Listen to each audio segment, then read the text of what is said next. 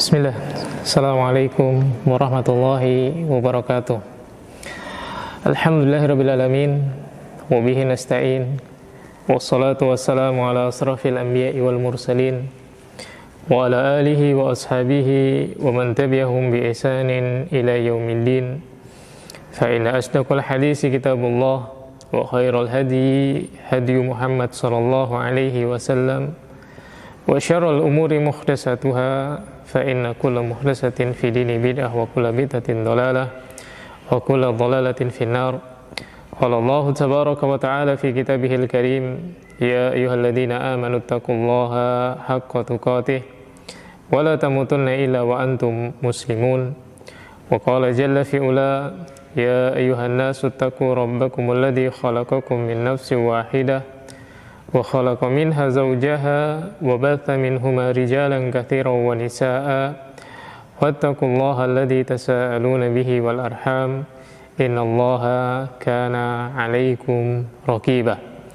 Wa qala aidan, ya ayyuhalladzina amanu taqullaha wa qulu qawlan shadida yuslih lakum a'malakum wa yaghfir lakum dhunubakum wa may yuti'illaha wa rasulahu faqad faza fawzan 'azima. Amma ba'd. Alhamdulillah, segala puji dan syukur kepada Allah Subhanahu wa taala atas berbagai limpahan kenikmatan dan karunia yang Allah Subhanahu wa taala berikan kepada kita semua. Kemudian tidak lupa semoga salawat dan salam senantiasa diberikan kepada Nabi Muhammad sallallahu alaihi wasallam, diberikan kepada para sahabatnya, diberikan kepada keluarganya, dan juga diberikan kepada seluruh orang-orang yang mengikuti petunjuk beliau dengan baik sampai kelak datangnya hari kiamat. Teman-teman sekalian mahasiswa yang dimuliakan oleh Allah Subhanahu wa taala, insyaallah pada pertemuan kali ini kita akan membahas tentang sumber-sumber hukum Islam.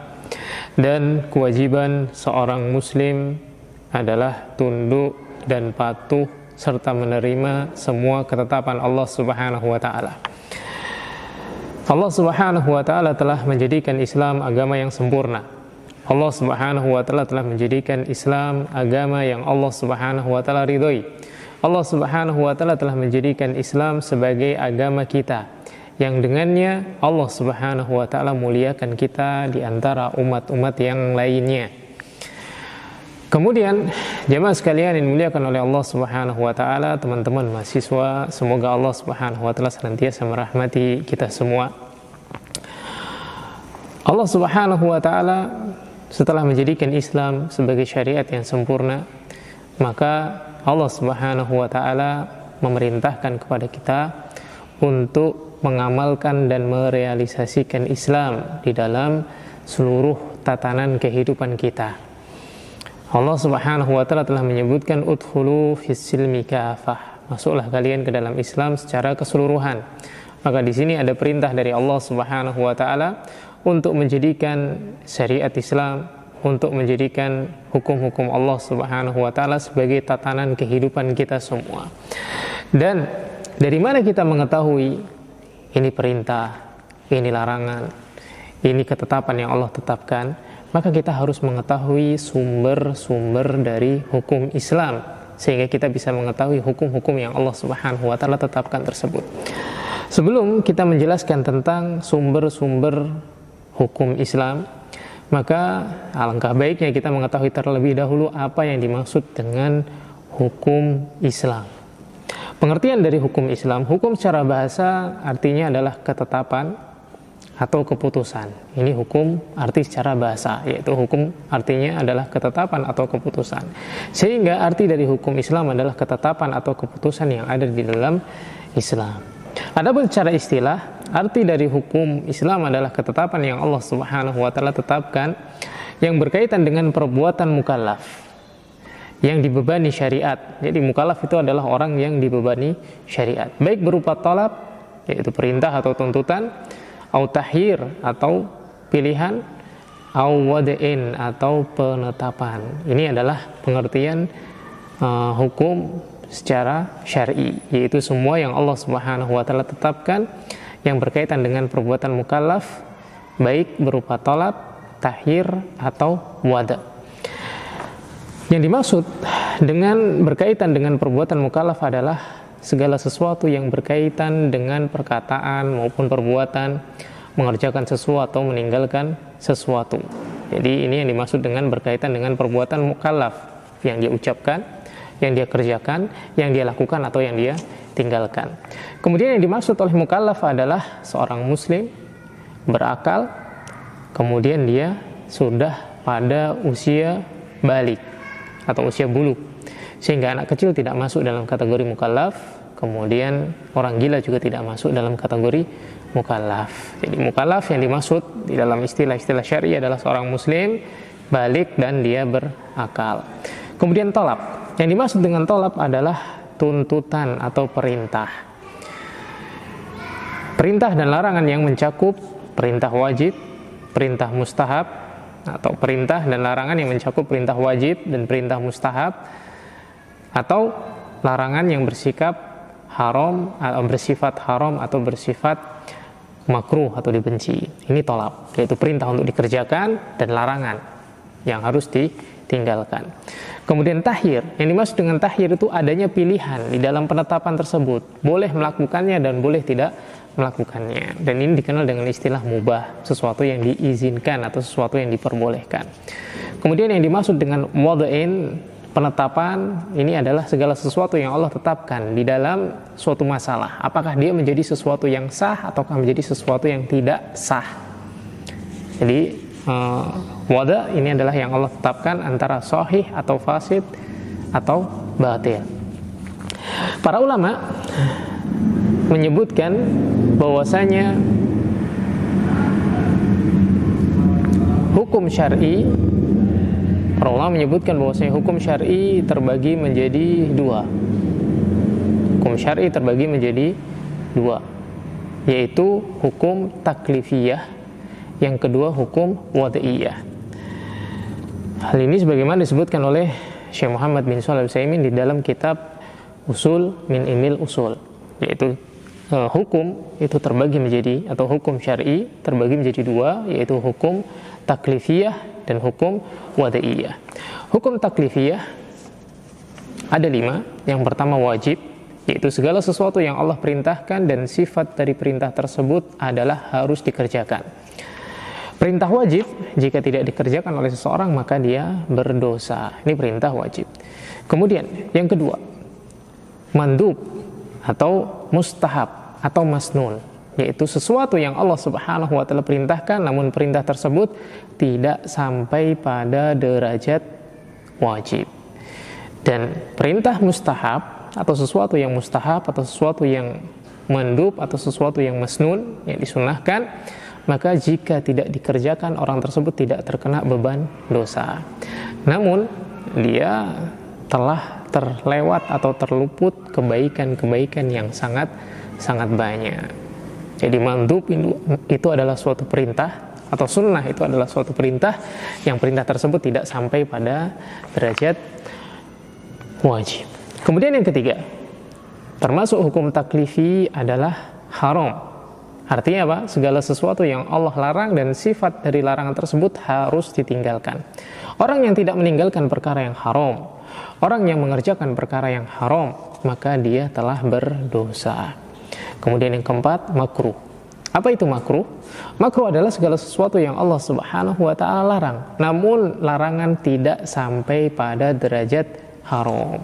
Larangan tidak sampai pada derajat haram. Dan orang yang tidak meninggalkan perkara yang makruh, maka dia telah melakukan perkara yang Allah Subhanahu wa taala benci.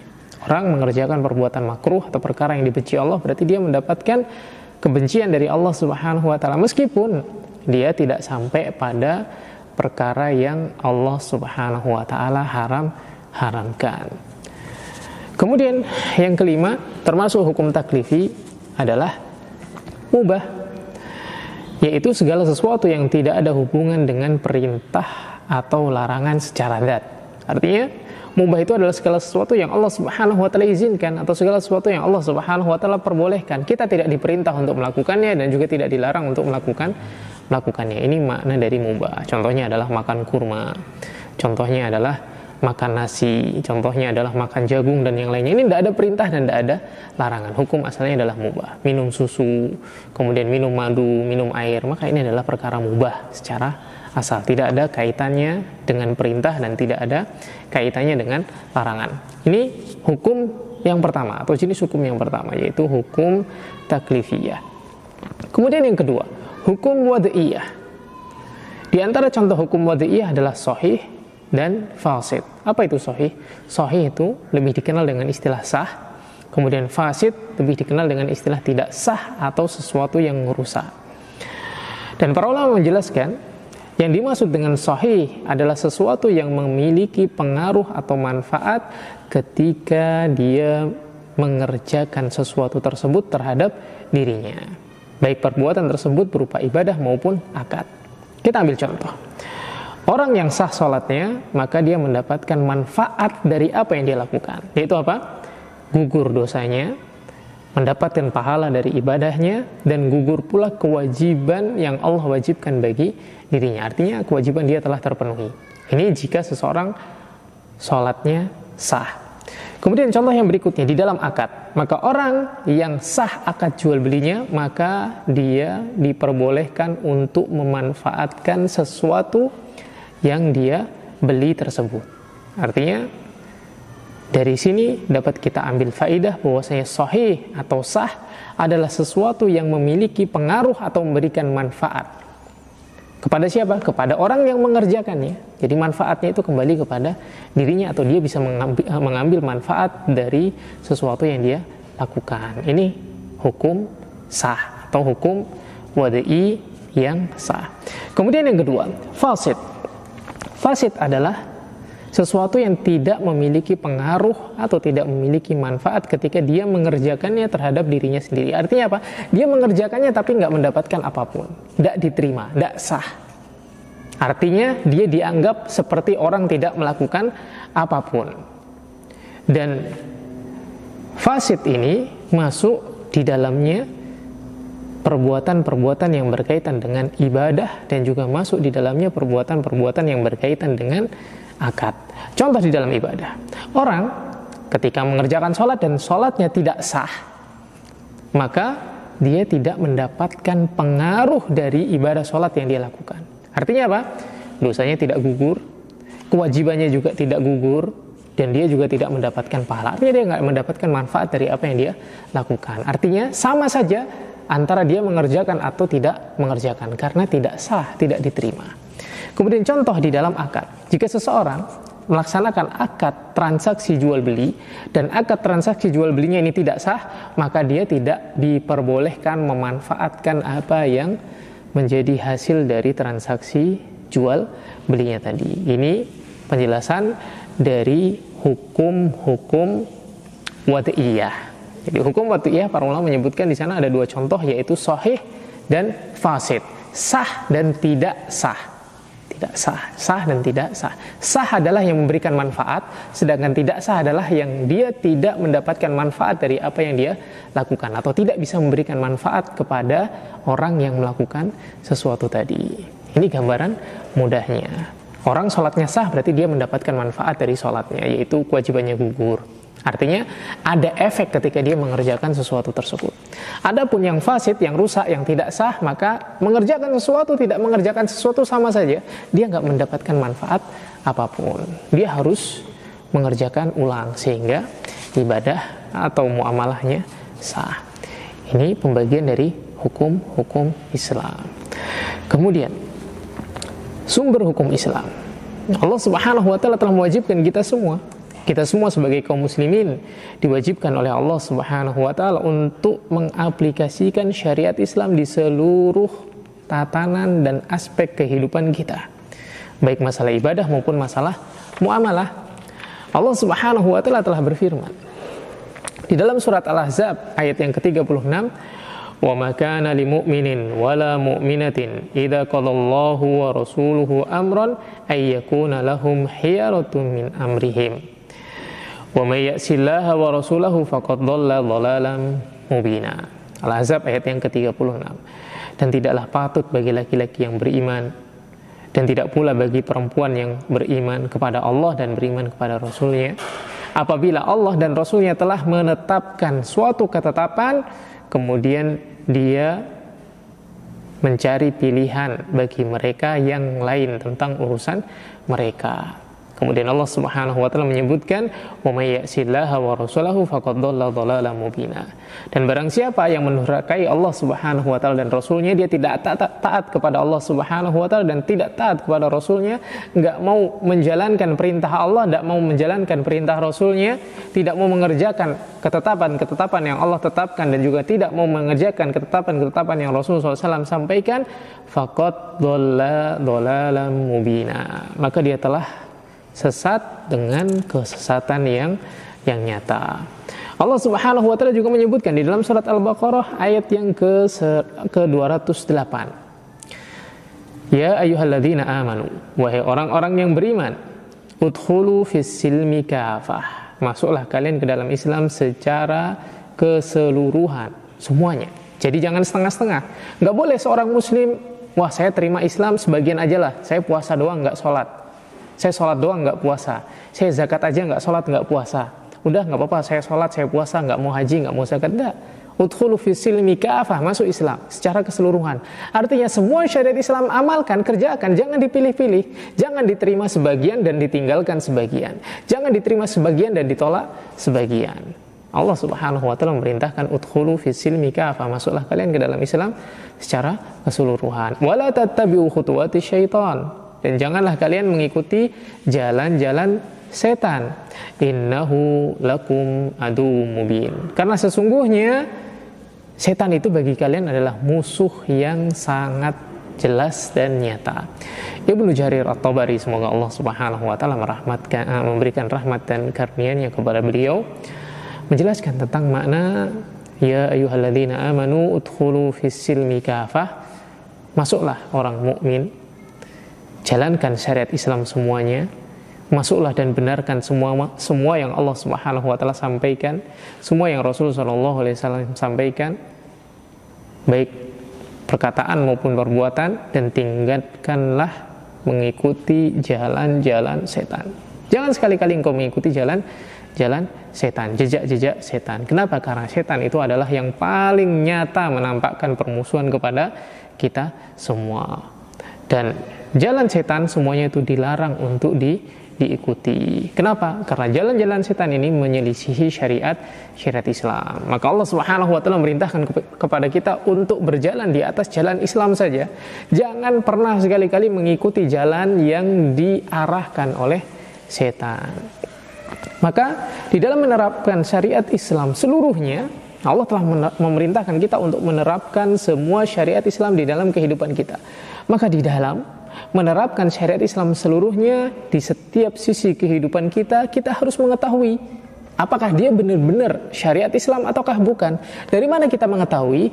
Kita periksa dan teliti apakah syariat ini berasal dari sumber-sumber hukum Islam ataukah bukan.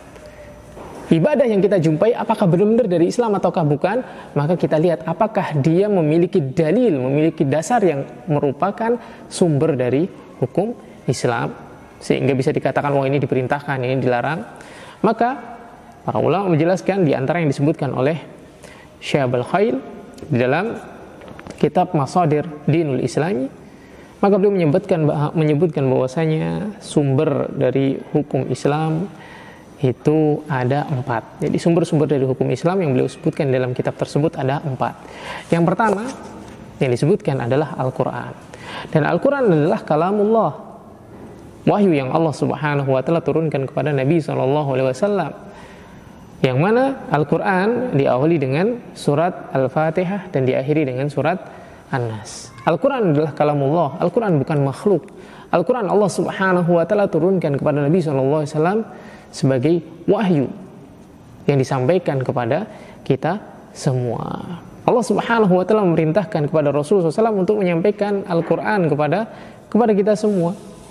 Allah Subhanahu wa taala sebutkan di dalam surat Al-Maidah ayat yang ke-67, ya ayyuhar rasul balligh ma unzila ilaika mir rabbik. Wahai Rasul, sampaikanlah apa yang Allah wahyukan kepada dirimu dari Tuhanmu.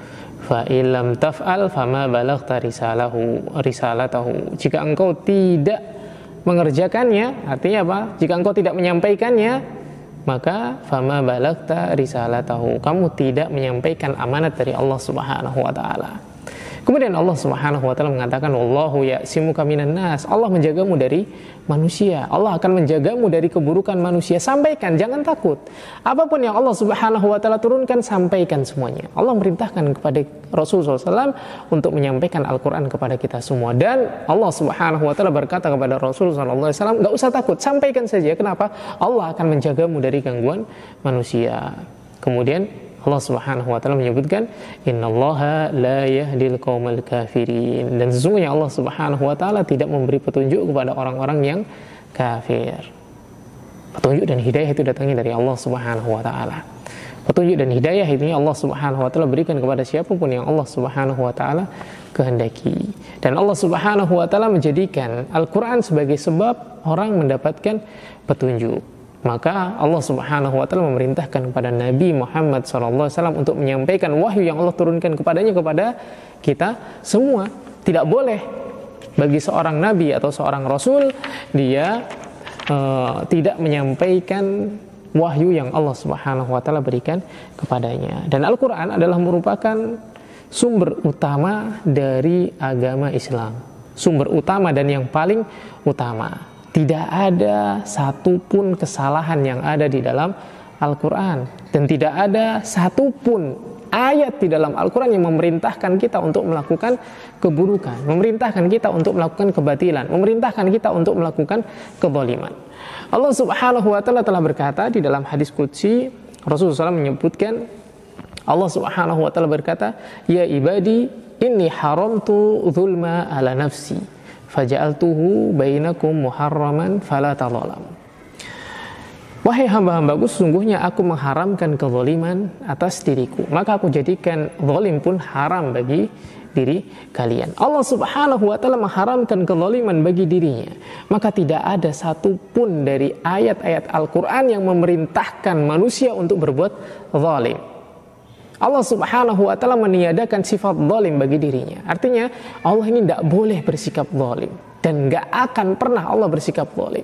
Sehingga ketika Al-Qur'an adalah wahyu yang Allah turunkan, wahyu yang Allah Subhanahu wa taala sampaikan, yang Allah Subhanahu wa taala ucapkan dan diturunkan kepada Rasulullah SAW, Al-Qur'an datangnya dari Allah, maka tidak ada satupun dari ayat-ayat Al-Qur'an yang memerintahkan seseorang berbuat zalim. Bahkan Allah Subhanahu wa taala di dalam Al-Qur'an dan di dalam banyak hal memperingatkan akan keburukan kezaliman, yaitu jangan sampai seorang berbuat zalim, baik menzalimi dirinya sendiri maupun menzalimi orang lain. Allah Subhanahu wa taala telah memerintahkan kepada Nabi sallallahu alaihi wasallam untuk menyampaikan Al-Qur'an, yaitu wahyu yang Allah turunkan kepadanya. Sebagaimana yang tadi telah kita baca, yaitu surat Al-Maidah ayat 7, ya ayyuhar rasul baligh ma unzila ilaika mir rabbik. Wahai Rasul, sampaikan apa yang Allah turunkan kepadamu. Maka Allah Subhanahu wa taala memerintahkan Rasul untuk menyampaikan kepada kita semua. Kemudian Allah Subhanahu wa taala juga memerintahkan kepada kita semua untuk menerima semua yang disampaikan oleh Rasul SAW. Rasul menyampaikan Al-Quran kepada kita dan kita diperintahkan untuk menerima Al-Quran tadi. Allah Subhanahu wa taala berfirman di dalam surat Al-A'raf, ittabi'u ma unzila ilaikum mir rabbikum wa la tattabi'u min dunihi awliya qalilan ma tadhakkarun. Ikutilah apa yang Allah Subhanahu wa taala turunkan kepadamu dan janganlah kamu mengikuti pemimpin-pemimpin selain Allah Subhanahu wa taala.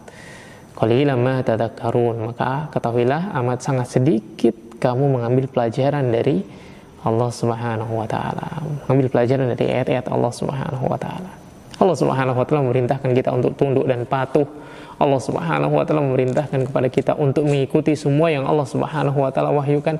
Namun bersamaan dengan demikian, hanya sedikit sekali di antara hamba-hamba Allah Subhanahu wa taala yang tunduk dan patuh terhadap tanda-tanda kekuasaan Allah tersebut, baik ayat-ayat qauliyah maupun ayat-ayat kauniyah.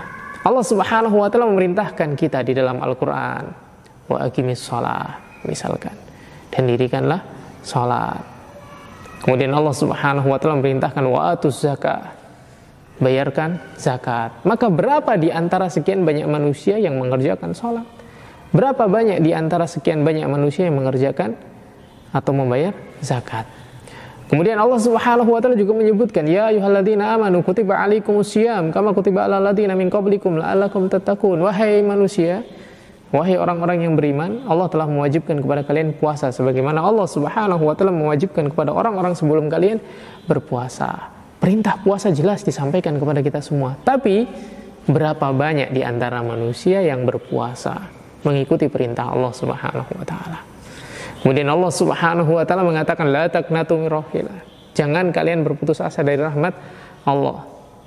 Namun kita menjumpai banyak sekali di antara manusia yang berputus asa dari rahmat Allah Subhanahu wa taala. Maka kata Allah benar, qalilan ma tadhakkarun. Sedikit sekali di antara kalian yang mengambil pelajaran dari ayat-ayat Allah Subhanahu wa taala. Padahal dengan jelas ayat tersebut disampaikan oleh Rasul kepada kita semua.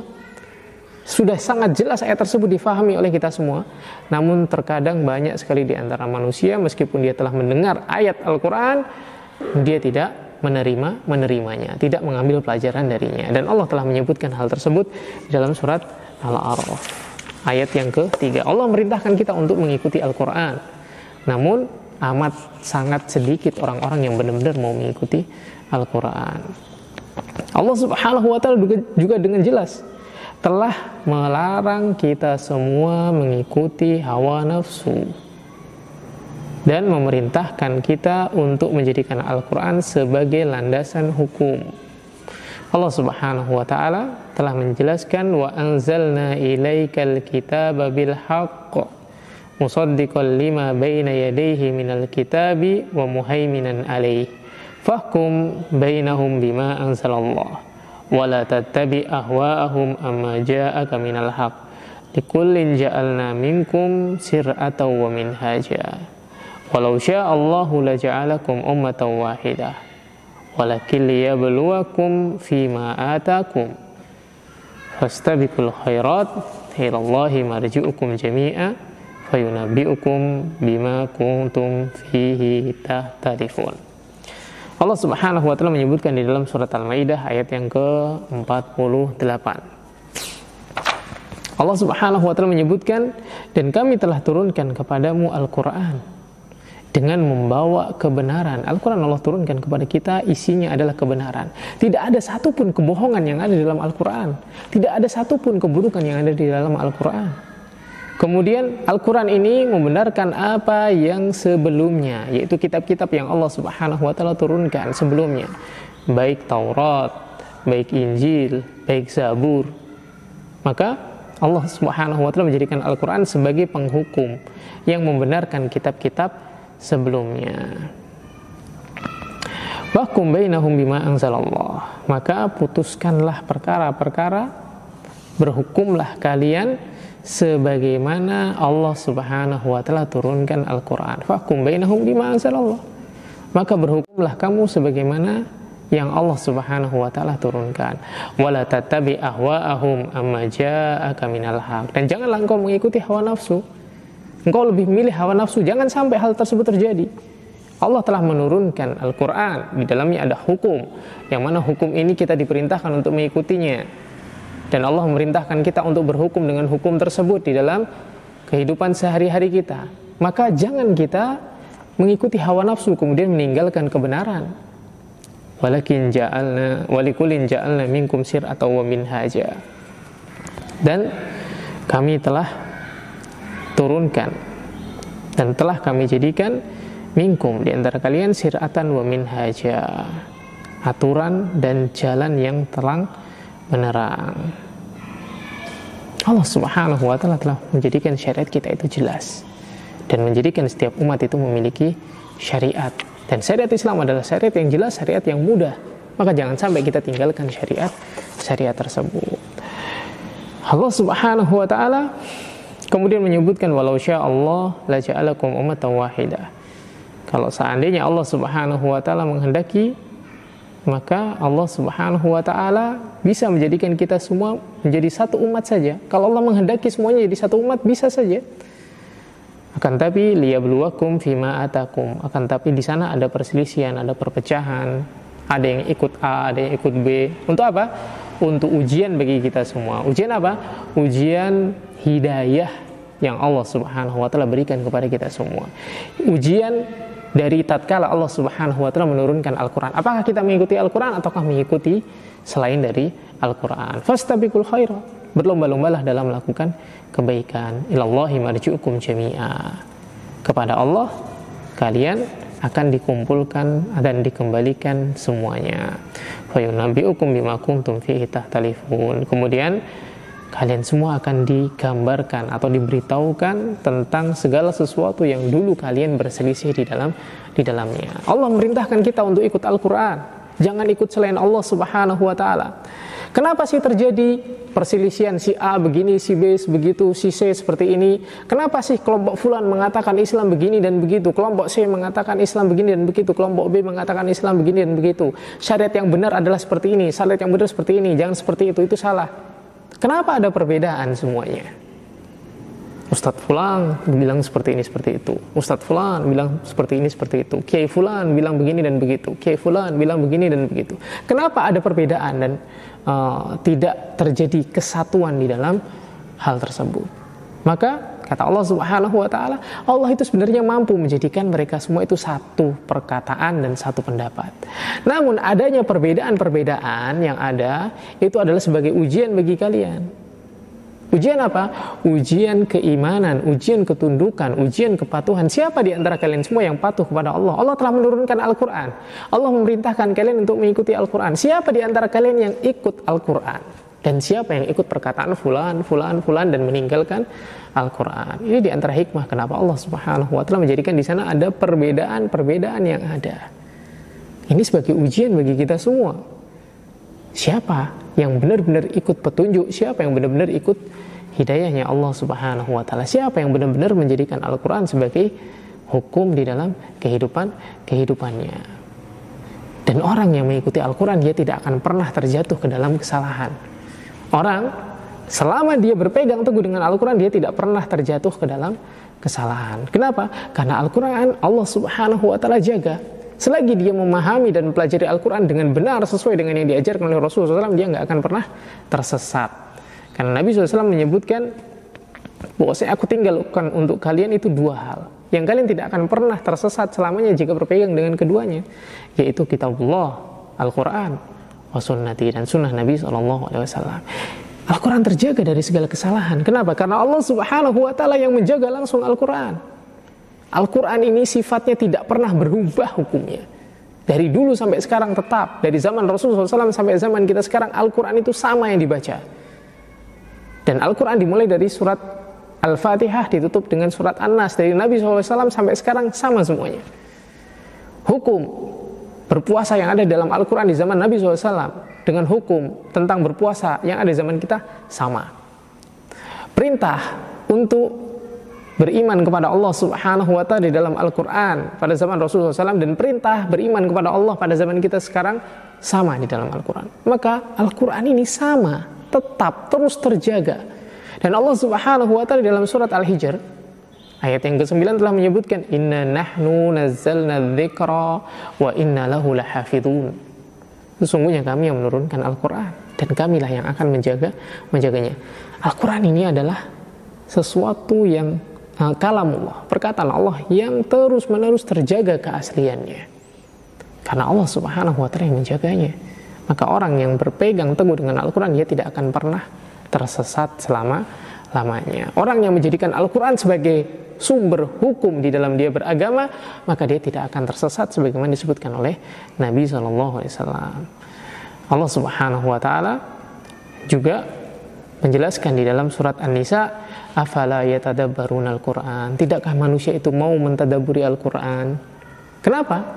Kenapa kita harus mentadabburi Al-Quran? Perhatikan, walau kana min indi ghairillahi lawajadu fihi ikhtilafan katsira.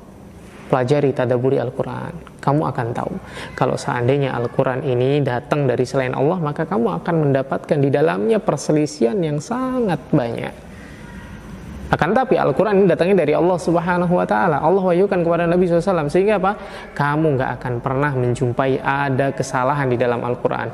Kamu gak akan pernah menjumpai ada kekeliruan di dalam Al-Quran. Kenapa? Al-Quran terjaga. Allah Subhanahu wa Ta'ala yang akan menjaganya, sebagaimana yang Allah Subhanahu wa Ta'ala sebutkan, inna nahnu nazzalna dzikra wa inna lahu lahafidun. Maka barang siapa yang memahami dan mengilmui segala sesuatu yang terkandung dalam Al-Quran, maka dia akan mendapatkan petunjuk dan hidayah. Siapa yang berbicara berdasarkan Al-Quran, maka ucapannya harus diterima, ucapannya harus dibenarkan. Dan barang siapa yang mengajak orang kembali kepada Al-Quran, mengajak orang berhukum kepada Al-Quran, maka Allah memberikan petunjuk kepada dirinya. Ini sumber hukum yang pertama, yaitu Al-Quran. Dan ini adalah sumber hukum yang paling utama, yang tidak boleh kita tolak. Sumber hukum yang sempurna, yang tidak ada sedikit pun kesalahan di dalamnya, nggak ada cacat di dalamnya. Ini sumber hukum yang pertama. Kemudian sumber hukum yang kedua, yaitu sunnah Rasul Shallallahu Alaihi Wasallam. Sumber hukum yang kedua adalah sunnah Rasul SAW. Sunnah secara bahasa artinya adalah jalan, yaitu segala sesuatu atau secara istilah adalah jalan hidup Rasulullah SAW, atau segala sesuatu yang diajarkan oleh Rasulullah SAW dan datang dari Rasulullah SAW selain dari Al-Quran. Jadi sunnah itu adalah segala sesuatu yang datangnya dari Nabi SAW selain dari Al-Quran, baik berupa perkataan maupun perbuatan maupun sifat maupun sesuatu yang Rasulullah SAW tetapkan dan Rasulullah SAW setujui. Dan sunnah Rasulullah SAW adalah merupakan sumber kedua dari hukum Islam yang Allah Subhanahu wa Ta'ala anugerahkan kepada kita semua, atau yang Allah Subhanahu wa Ta'ala berikan kepada kita semua. Allah Subhanahu wa Ta'ala berfirman, "Qul huwallazi ba'asa fil ummiyina rasulan." Dialah Allah Subhanahu wa Ta'ala, ba'asa fil ummiyina rasulan, yang telah mengutus kepada kaum yang ummi, kaum yang buta huruf, rasulan, seorang utusan.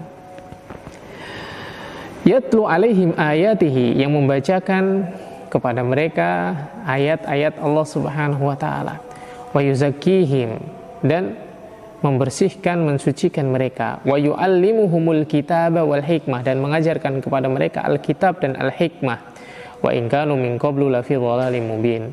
Dan sesungguhnya mereka itu sebelum Allah mengutus Rasul tadi benar-benar berada pada kesesatan yang nyata. Para ulama menjelaskan bahwasanya makna Alkitab di sini adalah Al-Quran. Kemudian menjelaskan tentang makna Al-Hikmah adalah sunnah Rasul Shallallahu Alaihi Wasallam. Jadi ketika Allah Subhanahu Wa Taala mengutus Rasul Shallallahu Alaihi Wasallam untuk mengajarkan kepada manusia Alkitab, yaitu Rasul SAW diperintahkan untuk mengajarkan Al-Quran. Wal hikmah berarti Rasul SAW diperintahkan untuk mengajarkan sunnah-sunnah Rasul SAW. Dan sunnah Rasul SAW pada hakikatnya adalah wahyu dari Allah Subhanahu Wa Taala. Allah Subhanahu Wa Taala mewahyukan kepada Rasul SAW sesuatu, kemudian Rasul SAW mengerjakannya. Sunnah itu semuanya juga termasuk wahyu dari Allah Subhanahu wa Ta'ala. Hal ini sebagaimana yang disebutkan oleh Rasul sallallahu alaihi wasallam di dalam hadis yang diriwayatkan oleh Imam Abu Dawud, ala ini utitul kitaba wa mislahu ma'ahu, kata Nabi SAW. Ingatlah, sesungguhnya aku diberikan Al-Quran, diberikan Alkitab, Al-Quran, dan juga diberikan yang semisalnya, yaitu sunnah Rasul sallallahu alaihi wasallam bersama dengan Al-Quran. Jadi sunnah Rasul SAW ini juga termasuk wahyu dari Allah Subhanahu wa Ta'ala. Dan Nabi SAW mencela orang yang membedakan antara Al-Quran dengan sunnah. Rasul SAW mencela orang-orang yang hanya mau mengamalkan Al-Quran tanpa mau mengamalkan sunnah, sebagaimana yang diriwayatkan oleh Ibnu Majah. Dan hadis ini disahihkan oleh Syekh Al-Albani. Dan di dalam hadis ini Rasul SAW menyebutkan, wa inna ma harrama Rasul sallallahu alaihi wasallam mislu ma harramallah. Ketahuilah, sesungguhnya yang Rasul SAW telah haramkan itu semisal dengan apa yang Allah Subhanahu wa Ta'ala haramkan. Artinya apa? Ketika Rasul SAW mengharamkan sesuatu, berarti sama saja Allah Subhanahu wa Ta'ala mengharamkan sesuatu tersebut. Artinya perintah dari Rasul ini adalah perintah dari Allah Subhanahu wa Ta'ala juga. Maka hadis ini menunjukkan bahwasanya sunnah Rasul SAW adalah dalil atau sumber hukum di dalam Islam. Jadi di sana ada dalil bahwasanya Al-Quran adalah merupakan sumber hukum di dalam Islam. Dan orang yang mengingkari sunnah, maka dia adalah orang-orang yang tersesat. Maka kita wajib menerima sunnah Rasul SAW sebagaimana kita wajib menerima Al-Quran. Ketika kita membenarkan Al-Quran, maka kita wajib juga membenarkan sunnah Rasul SAW. Ketika kita menerima Al-Quran dan mengikuti Al-Quran, maka kita juga wajib mengikuti dan menerima sunnah Rasul SAW. Allah Subhanahu wa Ta'ala memerintahkan kita di dalam surat Al-Hasyr, wa ma atakumur rasulu fakhuduhu wa ma nahakum anhu fantahu wattaqullaha innallaha syadidul iqab. Dan segala sesuatu yang datang kepada kalian dari Rasul, maka ambil dan terimalah. Dan segala sesuatu yang dilarang oleh Rasul SAW, maka jauhilah. Kemudian bertakwalah engkau kepada Allah, sesungguhnya Allah Subhanahu wa Ta'ala maha berat hukumannya. Kemudian Allah Subhanahu wa Ta'ala juga menyebutkan di dalam surat An-Nur, falyahdharil ladzina yukhalifuna an amrih an tusibahum fitnah au yusibahum adzabun alim. Maka hendaknya orang-orang yang menyalahi perintah Rasul takut terhadap apa? Takut terhadap fitnah atau adab yang pedih yang Allah Subhanahu wa Ta'ala akan timpakan kepada dirinya. Di sini ada ancaman dari Allah Subhanahu wa Ta'ala. Ancaman apa? Ancaman agar seseorang itu takut dari menyelisihi Rasul Sallallahu Alaihi Wasallam. Dan Allah Subhanahu Wa Taala memerintahkan kita untuk senantiasa mengikuti petunjuk dan taat kepada Rasul Sallallahu Alaihi Wasallam. Wa atiullaha wa atiur Rasul. Wa atiullaha wa atiur Rasul. Taatilah Allah dan taatilah Rasul. Fa in tawallaitum fa'lamu annama ala rasulinal balaghul mubin. Dan janganlah kalian berpaling, berhati-hatilah. Wahdharu, berhati-hatilah. Wa in tawallaitum, kalau kalian itu berpaling, annama ala rasulinal balaghul mubin. Sesungguhnya kewajiban dari seorang rasul itu hanya menyampaikan saja. Artinya Rasul SAW itu nggak akan terkena beban dosa kalau kamu pun tidak mengikutinya. Rasul hanya menyampaikan, selebihnya di tangan Allah Subhanahu wa Ta'ala. Dan Allah Subhanahu wa Ta'ala menyebutkan mayyuti'ir rasul faqad atau Allah. Barang siapa yang mentaati Rasul, maka sungguh dia telah mentaati Allah Subhanahu wa Ta'ala. Maka Allah menjadikan mentaati Rasul merupakan bagian dari mentaati Allah Subhanahu wa Ta'ala. Maka dari dalil-dalil yang ada, jelas kita dapat mengambil faedah bahwasanya sunnah Rasul SAW wajib untuk kita ikuti. Dan dia merupakan salah satu dari sumber hukum Islam. Dan Rasulullah SAW telah jelas mengatakan tentang hal tersebut di dalam hadis yang diriwayatkan oleh Imam Malik, taraktu fikum amroini, aku tinggalkan bagi kalian dua hal, lan tadillu ma in tamassaktum bihima, yang kalian tidak akan pernah tersesat jika berpegang dengan keduanya, kitabullah wa sunnata rasulih. Dua hal itu adalah kitabullah, Al-Quran, wa sunnata rasulihi, dan sunnah rasulnya, sunnah Rasulullah Sallallahu Alaihi Wasallam. Maka ini sumber hukum Islam yang kedua setelah Al-Quran, yaitu sunnah Nabi SAW, yang harus kita ikuti, yang harus kita terima, yang harus kita jadikan sebagai tatanan kehidupan kita semua. Kemudian sumber hukum yang berikutnya, sumber hukum Islam yang berikutnya adalah ijma. Ijma adalah merupakan kesepakatan seluruh ulama mujtahid pada suatu masa setelah zaman Rasul Shallallahu Alaihi Wasallam di dalam suatu masalah agama. Ini ijma. Ijma itu adalah kesepakatan seluruh ulama mujtahid yang ada pada suatu masa setelah zaman Nabi SAW. Sepakat di atas apa? Sepakat di atas sebuah perkara agama. Maka ini dinamakan ijma. Kalau nggak ada kesepakatan, maka tidak dikatakan ijma. Siapa yang bersepakat? Mujtahid. Siapa mujtahid? Maka untuk mengetahui siapa itu mujtahid, atau untuk menjawab pertanyaan siapa mujtahid, maka kita harus mengetahui terlebih dahulu apa itu ijtihad. Karena mujtahid adalah orang yang berijtihad.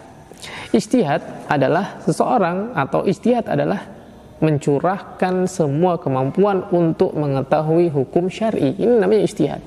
Dia terus berusaha sekuat tenaga mencari hukum-hukum syar'i, maka dia dinamakan berijtihad.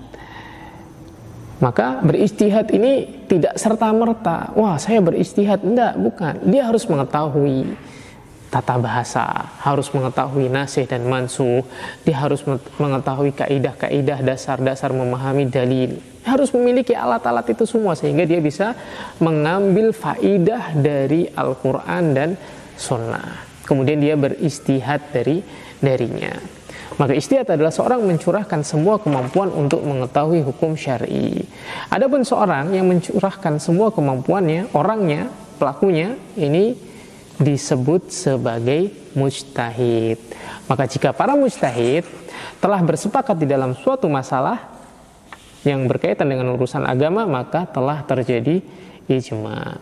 Dan jumhur dari para ulama menjelaskan bahwasanya ijma adalah hujjah, ijma adalah dalil, ijma adalah merupakan salah satu sumber dari hukum Islam. Allah Subhanahu wa taala menyebutkan, "Wa may yushakkikir rasul min ba'di ma tabayyana lahul huda wa yattabi' ghaira sabilil mu'minin nuwallihi ma tawalla wa nuslihi jahannam wa sa'at masira." Surat An-Nisa ayat yang ke-115.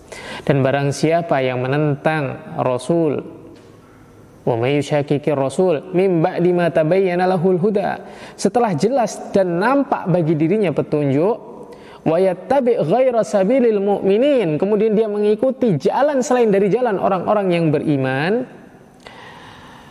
nuwallihi ma tawalla, kami biarkan dia leluasa terhadap kesesatan tersebut, wa nuslihi jahannam, dan kami akan masukkan dia ke dalam neraka, wasaat masira, dan ini adalah seburuk-buruk tempat kembali. Dan para ulama mengatakan maksud dari sabilil mu'minin, jalan orang-orang yang beriman, ini adalah jalan para ulama atau ijma dari para ulama kaum muslimin. Kemudian Rasulullah SAW mengatakan, man arada buhbuhatal jannah falyalzamil jamaah. Barang siapa yang menginginkan tempat yang mulia di surga, maka ikutilah jamaah.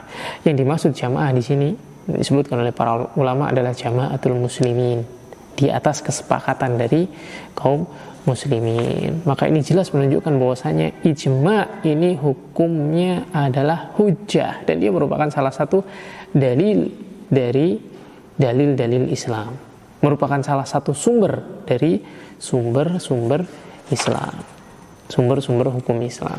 Kemudian yang berikutnya, qiyas. Apa itu qiyas?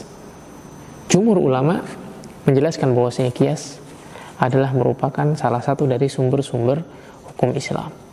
Qiyas secara bahasa artinya mengukur atau menimbang atau menakar atau menyetarakan. Ini arti dari qiyas. Qiyas artinya secara bahasa adalah pengukuran atau penyamaan. Adapun secara istilah, qiyas adalah menyamakan cabang dengan pokok atau asal dengan furu. Nah, asal itu sesuatu yang memiliki dalil asli, ini namanya asal, memiliki dalil asli sehingga bisa diketahui secara langsung hukumnya.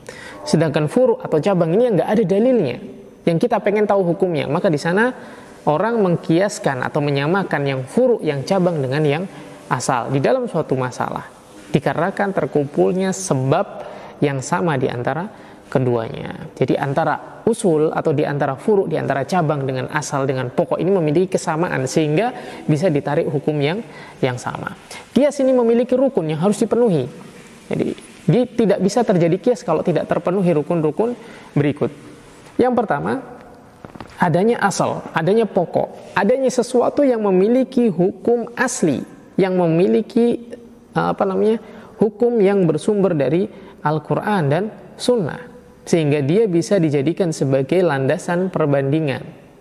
Ini adanya asal, adanya pokok, dan dia dinamakan al-maqis alaih. Kemudian di sana ada furu. Furu ini adalah cabang yang akan ditimbang, yang akan dikiaskan dengan asal yang tadi ada hukum dan ketetapan dari syariat, dari Al-Quran dan dari sunnah. Sedangkan al-furu ini belum datang hukumnya atau belum ada, belum diketahui, sehingga dengan dikiaskan berharap mendapatkan hukum dari sesuatu tersebut. Kemudian yang berikutnya adanya hukum syar'i, yaitu hukum yang ingin ditetapkan pada furu atau pada cabang. Kemudian yang berikutnya rukun yang harus ada adalah ada illah mushtarakah, adanya sebab yang sama atau kesamaan sifat, yaitu adanya sebab atau sifat yang sama antara usul dan furu, memiliki kesamaan, yang mana dengan adanya kesamaan tersebut maka furu bisa mengambil hukum dari usul. Furu bisa mengambil hukum dari usul. Agar lebih jelas, kita berikan satu contoh. Allah Subhanahu wa taala berfirman di dalam surat Al-Isra ayat yang ke-23. Wa qadha rabbuka alla ta'budu illa iyyahu wa bil walidaini ihsana. Imma yablughanna indakal kibara ahaduhuma fala taqul lahumu uffin wa la tanharhuma wa qul lahumu qawlan karima. Dan Tuhanmu telah memerintahkan supaya engkau jangan menyembah selain Allah. Wa qadha rabbuka alla ta'budu illa iyyahu, kita enggak boleh beribadah kepada selain Allah. Wa bil walidaini ihsana, dan Allah Subhanahu wa taala juga telah memerintahkan kepada kita untuk berbuat baik kepada orang tua. Imma yablughanna indakal kibara ahaduhuma fala taqul lahumu uffin, dan jika salah seorang di antara kalian bertemu dengan keduanya dalam usia lanjut, maka jangan sampai kalian itu berkata kepada mereka uff atau wala tanharhuma, dan janganlah kalian membentak keduanya. Wa qul lahumu qawlan karima, dan katakan kepada mereka perkataan yang lembut. Maka di sini atau ayat ini menjadi dalil larangan mengucapkan uff atau mengucapkan kepada orang tua, dan larangan membentak orang tua. Kemudian bagaimana hukum melempar sandal kepada orang tua? Nggak ada dalam hadis dilarang melempar sandal, nggak ada. Tapi apa? Melempar sandal ini bisa kita kiaskan dengan mengatakan uff atau mengatakan Kenapa? Mengatakan uff atau mengatakan ini menyakiti orang tua, dan itu diharamkan. Melempar sandal menyakiti orang tua, maka dikiaskan melempar sandal dengan kata uff. Kalau menyakiti hati nggak boleh, menyakiti fisik juga tidak diperbolehkan. Sehingga hukum melempar sandal kepada orang tua hukumnya haram, sebagaimana seorang mengucapkan kepada orang tua haram. Ini contoh kias. Sesuatu yang nggak ada hukumnya di dalam Al-Quran dan Sunnah, kita kiaskan, kita timbang dengan sesuatu yang ada hukumnya yang disebutkan dari Al-Quran dan Sunnah, dengan memiliki sifat yang sama, yaitu tadi mengatakan dan membentak orang tua. Dengan apa? Dengan menyakiti, melempar sandal dan yang lainnya. Ini tidak diperbolehkan. Ini contoh dari kias. Dan jumhur ulama mengatakan bahwasanya kias ini adalah merupakan sumber dari sumber-sumber hukum Islam. Kemudian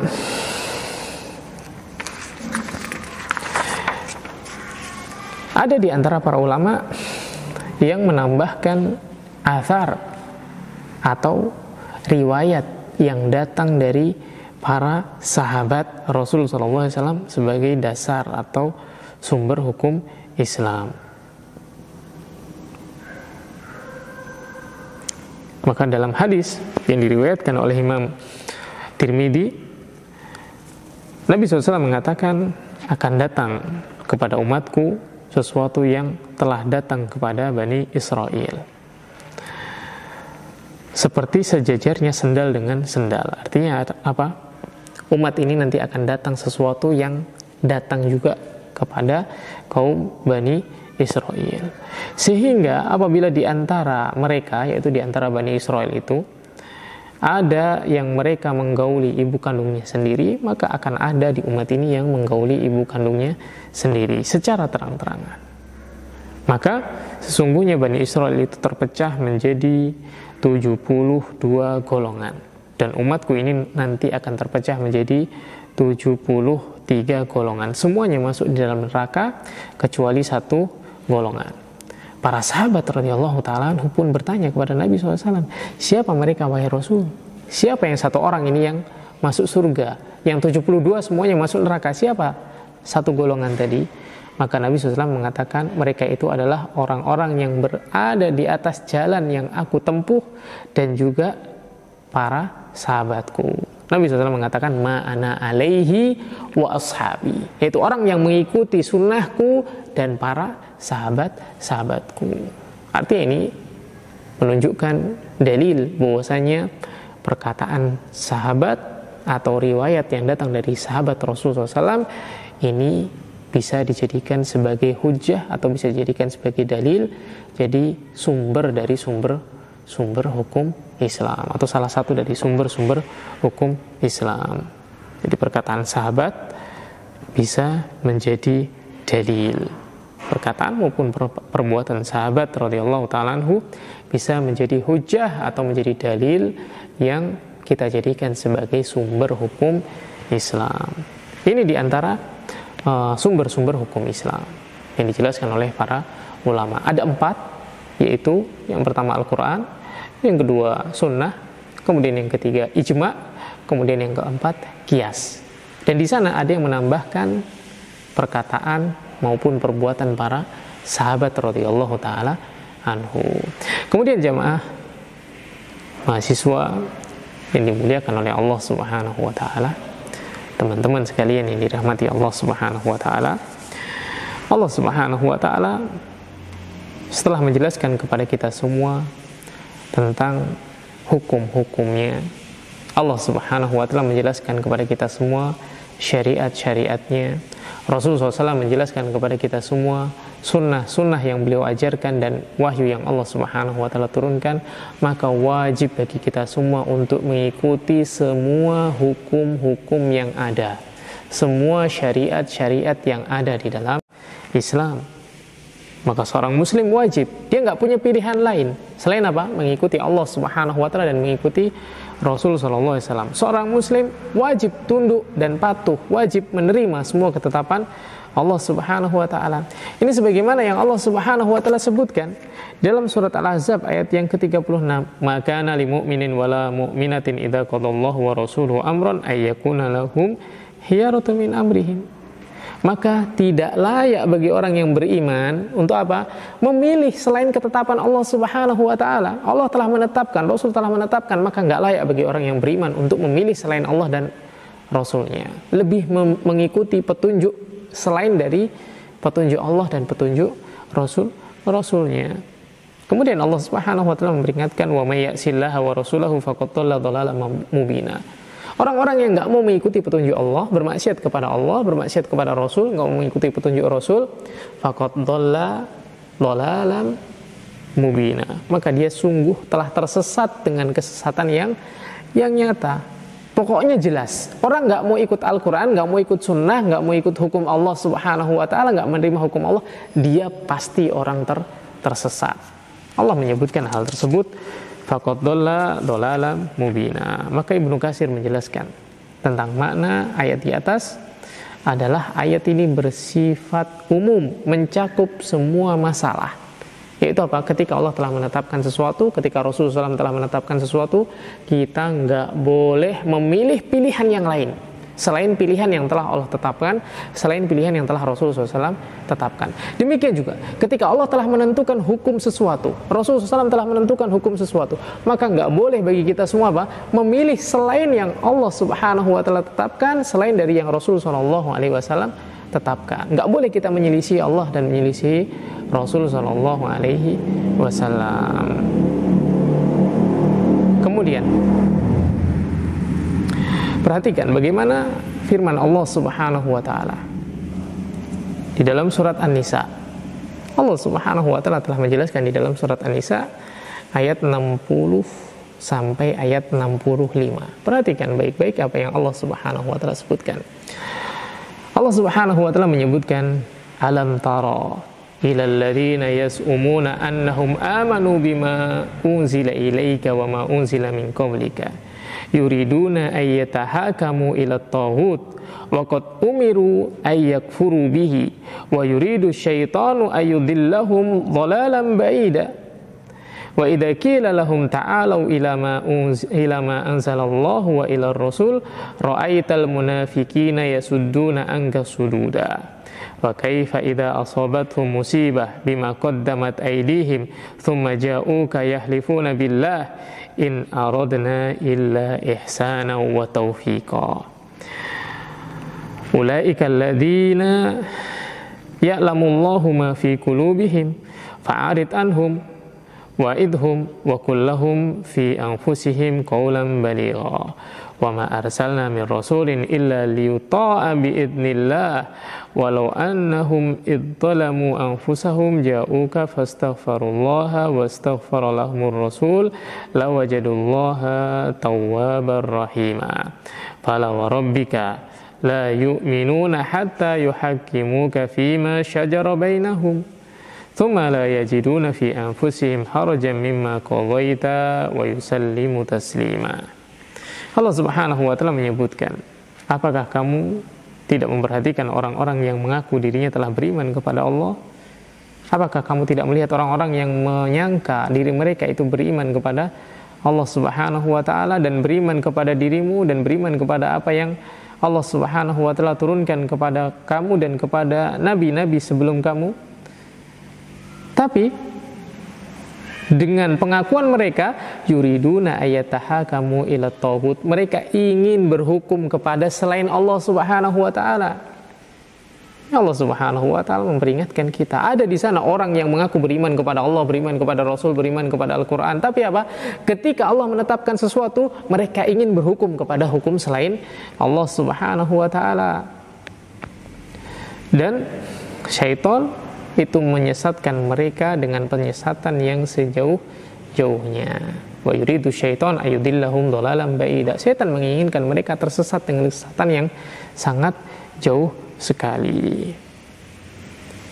Wa idza qila lahum ta'alu ila ma anzalallahu wa ila rasul. Kemudian ketika dikatakan kepada mereka, mari tunduk kepada ketetapan Allah Subhanahu wa taala. Mari tunduk terhadap hukum yang Allah Subhanahu wa taala tetapkan. Mari ikuti sunnah Rasul sallallahu alaihi wasallam. Maka kamu akan melihat mereka itu adalah orang-orang yang berpaling dan orang munafik yang menghalangi manusia untuk mengikuti petunjuk Rasul sallallahu alaihi wasallam. Mereka menghalangi kaum muslimin, menghalangi orang untuk beriman, menghalangi orang untuk melakukan ketaatan kepada Allah Subhanahu wa taala. Dan Allah Subhanahu wa taala juga menyebutkan di dalam ayat ini, wa ma arsalna min rasulin illa liyuta'a bi'idznillah. Dan tidaklah kami mengutus rasul kecuali untuk ditaati. Allah Subhanahu wa taala mengutus Nabi SAW kepada kita semua, menyampaikan wahyunya Allah Subhanahu wa taala, menyampaikan ketetapan Allah Subhanahu wa taala, menyampaikan Al-Qur'an, menyampaikan sunnah agar kita mentaati beliau. Maka jangan sampai kita meninggalkan perintah Allah, jangan sampai kita meninggalkan perintah Rasul-Rasulnya. Maka mereka itu tidaklah beriman kepada Allah Subhanahu wa ta'ala. Mereka, orang-orang yang mengaku beriman tadi, tidak dikatakan beriman kepada Allah Subhanahu wa ta'ala sampai mereka menjadikan dirimu, yaitu menjadikan Rasul sallallahu alaihi wasallam sebagai hakim dari masalah-masalah yang mereka hadapi. Artinya orang beriman itu tidak sempurna keimanannya, atau bahkan tidak dikatakan sebagai orang yang beriman sampai benar-benar dia berhukum dengan hukumnya Allah Subhanahu wa taala, sampai berhukum dengan hukumnya Rasul sallallahu alaihi wasallam, kemudian tidak merasa berat, tidak merasa sempit menerima hukum dan ketetapan Allah Subhanahu wa taala. Maka saudara sekalian, teman-teman mahasiswa yang dimuliakan oleh Allah Subhanahu wa taala, orang yang beriman itu adalah orang yang mentaati perintah Allah dan perintah Rasulnya. Orang yang beriman itu adalah orang yang mengikuti petunjuk Allah dan petunjuk Rasulnya. Orang yang beriman adalah orang-orang yang senantiasa mengerjakan perintah dan menjauhi larangan. Baik perintah tersebut Allah sebutkan di dalam Al-Quran maupun disebutkan oleh Rasulullah SAW di dalam sunnah. Baik larangan tersebut disebutkan di dalam Al-Quran maupun larangan tersebut disebutkan di dalam sunnah. Maka dari ayat-ayat dan penjelasan yang telah kita sebutkan, kita dapat mengambil faidah bahwasanya wajib bagi setiap muslim untuk berhukum, untuk menerima, untuk tunduk di semua ketetapan dan keputusan Allah Subhanahu wa taala. Dan tidak boleh sekalipun seorang benci terhadap syariat Allah Subhanahu wa taala. Enggak boleh seorang benci terhadap syariat, enggak boleh seorang benci terhadap hukum-hukum Allah, enggak boleh seorang benci terhadap ketetapan-ketetapan Allah. Ini kewajiban seorang muslim, tunduk dan patuh di bawah hukum-hukum Allah Subhanahu wa taala. Bahkan Allah Subhanahu wa taala mengancam orang-orang yang tidak berhukum dengan hukum Allah, tidak menjadikan hukumnya Allah, tidak menjadikan syariatnya Allah Subhanahu wa taala sebagai tatanan kehidupannya, tidak menjadikan syariatnya Allah Subhanahu wa taala sebagai jalan hidup dia. Padahal mengikuti hukum Allah, berhukum dengan hukum Allah, ini adalah merupakan merupakan jalan hidup seorang muslim. Jadi nggak boleh seseorang meninggalkan ketundukan, ketaatan, kepatuhan kepada Allah Subhanahu wa taala dan kepada Rasul sallallahu alaihi wasallam. Wallahu taala alam. Semoga Allah Subhanahu wa taala senantiasa menjaga kita semua dari segala keburukan, dan juga Allah Subhanahu wa taala memberikan kepada kita kekuatan untuk istiqomah di atas petunjuk, istiqomah di atas hidayah, istiqomah di atas ilmu, istiqomah di atas segala kebaikan yang Allah Subhanahu wa taala perintahkan kepada kita semua. Aqulu ma tasma'un wa aqulu qawli hadza subhanakallahumma wa bihamdika asyhadu an la ilaha illa anta astaghfiruka wa atubu ilaik. Assalamualaikum warahmatullahi wabarakatuh.